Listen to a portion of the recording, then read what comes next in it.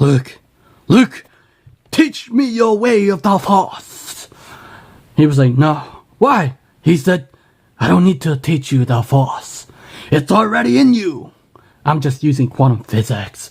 You're using quantum physics to manifest the dreams? Holy shit. Luke, is it true? Darth Vader's your father? No, don't remind me of that. I got my head cut off by Darth Vader. Goddamn Anakin Skywalker. It's okay. Kind of twisted a little bit there. I think Luke Skywalker had a meltdown. It'd be okay, Luke Skywalker. It'd be okay. Everything will be okay. So let's talk about this. Today we'll be talking about quantum physics and how law of attraction people love using this type of thing to teach other people. Because you know why? Because quantum physics don't care about your feelings. It really don't. Well, actually, maybe. I got that from, I forgot his name. He said, anyway, so there's usually people who love books and they're avid reader or book lovers, right? They love reading. And so when they love reading, they just want to enjoy the book. Some people do, right? And I do too. I mean, most people who are readers, they love reading. And they enjoy that.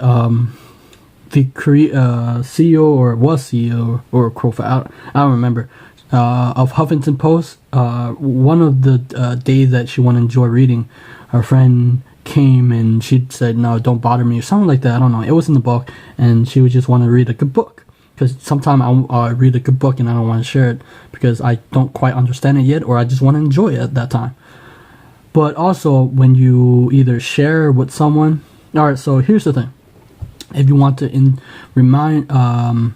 want to remember a thing, you either share it with someone, you either teach it to someone, you either what was it? I can't remember. You review it. Now we can be genius, but I'm not a genius like Jay. Like, holy shit, that's incredible.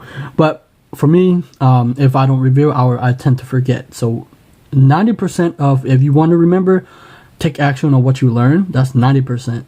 What you read, they said what you read is about 10%. What you see and visualize about maybe 50%. That's what they say, right? It's also a good reminder, a principle that we've forgotten about it, because oftentimes it's a good reminder. So, when we talk about quantum physics, what is quantum physics? Well, it's the study of the weird things.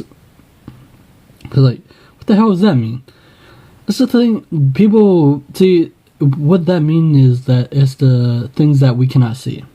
And normally, like, we don't see weird things happen. Okay, for people who are not into, like, the world of law of attraction, or they're not intuitive, or they're not psychic, normal people haven't developed or accessed that, because they do. They have the access to this field, because they are communicating with this field.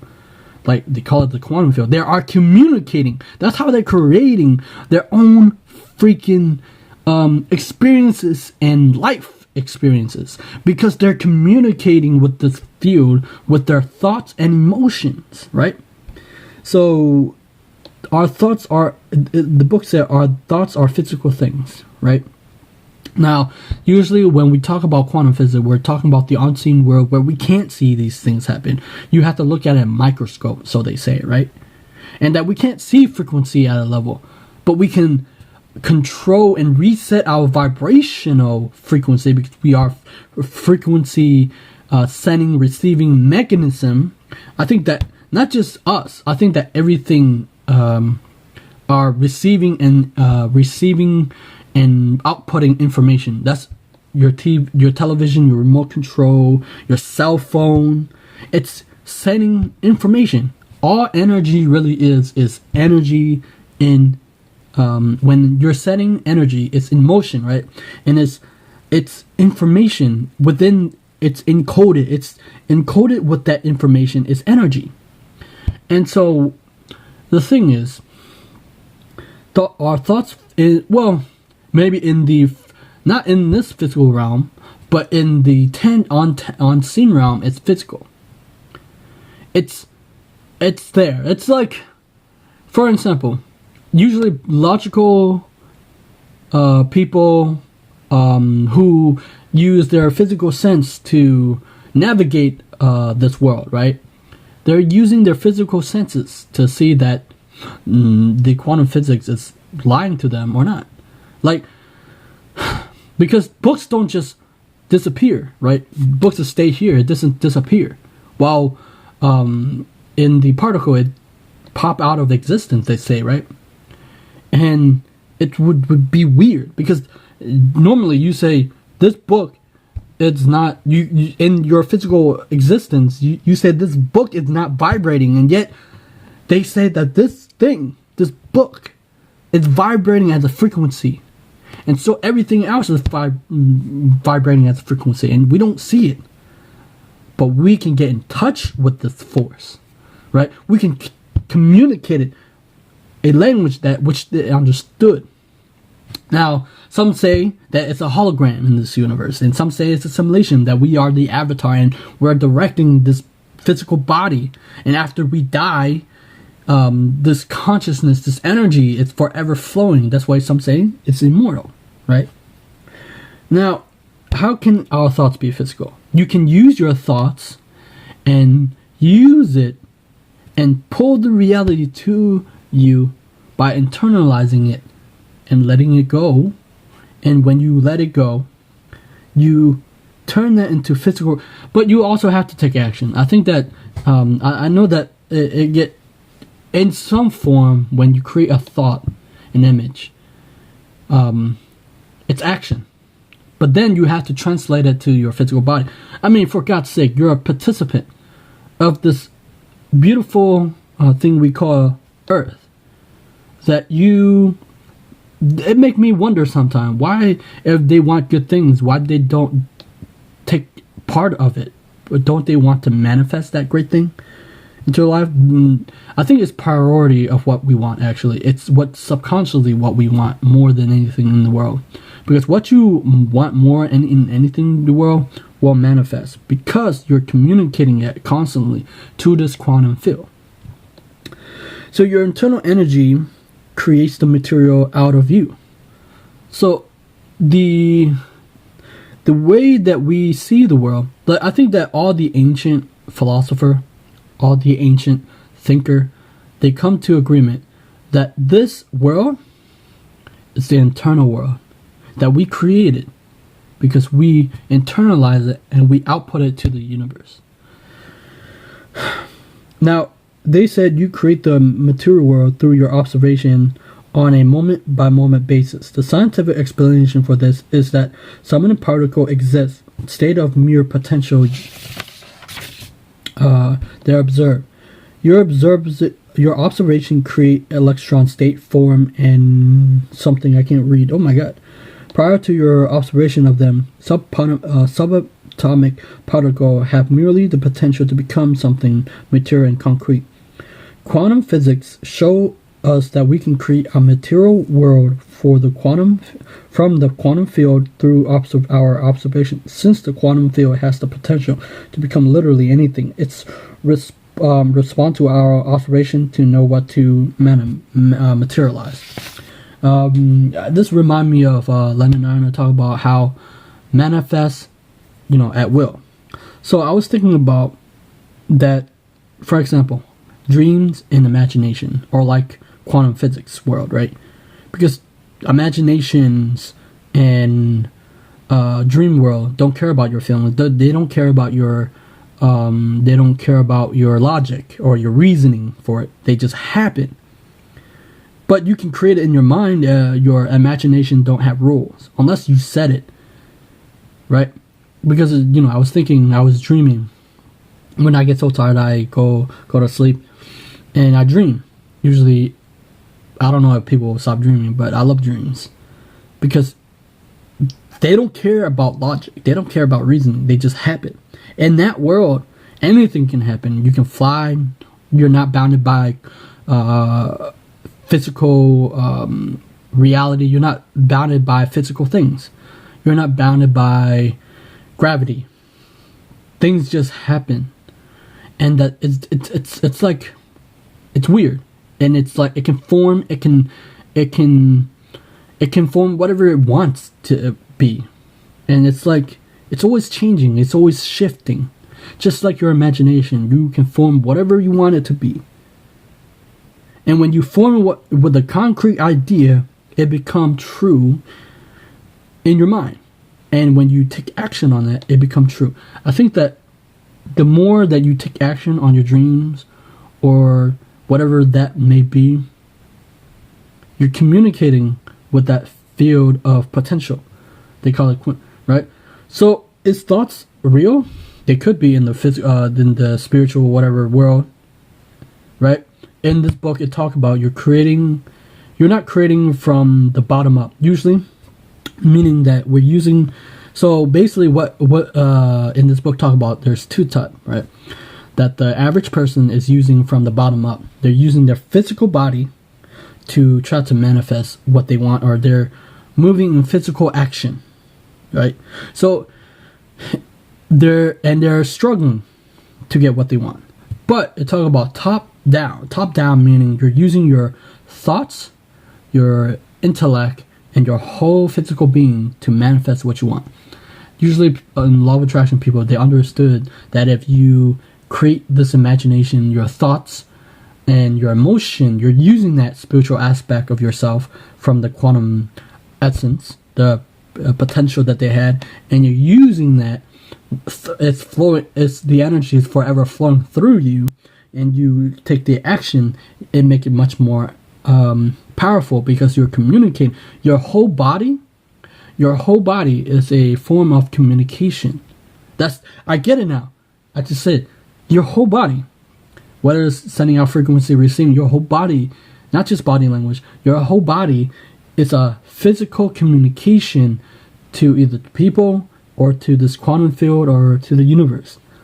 This is your physical avatar that is communicating to the simulation or holograph to get what you want. But that does not mean you get it. Meaning that if you don't I just realized that if you are here to put on this earth to create something, and your potential of this quantum field, then you're here to create something of yourself, and it's whatever it wants, whatever consciousness want, right? And oftentimes we get trapped by that. I mean, it's like this: most people, nobody. If I want to share information, right? Nobody gonna. If I want to share it and let people hear what I have to say, I can't. I have to either create a video and put it out there. Otherwise, it's not gonna happen. It's like art or martial arts, because I realized that all these things are physical, like they're like physical aspect, but you create in concrete. Otherwise you can't just sit there and think like, oh, I'll imagine it'll come. Like, I think that too many people want it easy, but however, the great people, I'm telling you, the great people, whatever, the Picasso, the great people of our time, they put in 10,000 hours work. They become very good at what they do because they put in that work. And people who are, the Michael Jordan of the world, or what's his name, Arnold Schwarzenegger, the Terminator, right? In order to live their dream, guess what they have to do? They work on their bodies, right? Was it Bruce Lee too? They're on film, they're on set, they put in action. So we have to think, that's the expert. If you want to be known for something, if you want to get good at something, it's wiring of the brain by taking the action, isn't it? It's not just thinking about it. It's not just imagining about it. It's to create that. I mean, think about this. An anime, a cartoon show, or Japanese anime, we won't know what is Bleach. Well, for me anyway, we don't know who Bruce Lee is. If Bruce Lee or Rurouni Kenshin or Dragon Ball Z, if we don't know how do we know the author, or how do we know the mangaka, or how do we know the greats like Bob Proctor or Gary Vee, or like the greats? Because they put video out there, they put things that people see and consume. The thing is, people don't do that. People think that, oh, just because they have a thought, they don't build skills or something that show their work, right? Not from time we don't see that. And the great of our great, I remember Bob Proctor, right? Before we ever know Bob Proctor and The Secret, right? Bob Proctor probably have put tons of seminars out there, and they're recorded until Rhonda Byrne pick it up.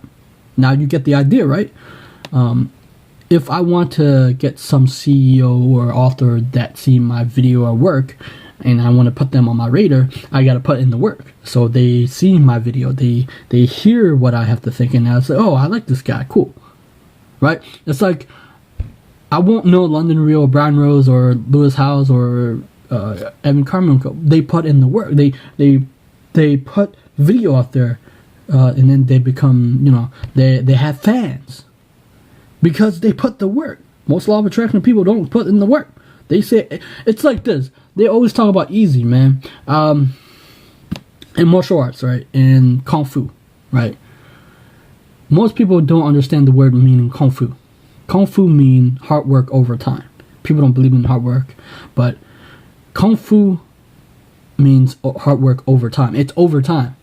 When you want to reprogram something, it's over time, right? Because all the programming that we have as a child, it's programmed.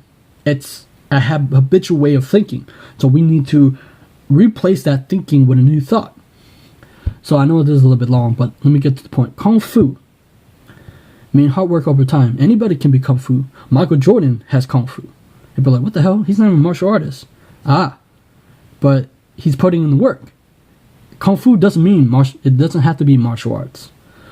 Kung Fu is meaning that you develop a skill over time and that you are good at it, meaning you're an expert at it. Just like a chef can have Kung Fu. Martial arts people talk about this. Well, in film like Jackie Chan and Gary Vee have Kung Fu, right? Not in fighting, but in what he does. A CEO in whatever, building business, whatever, right? Evan Carmichael have Kung Fu, right? Bob Proctor or Abraham Hicks, she have Kung Fu. Everybody have Kung Fu in something. It's just that you have to develop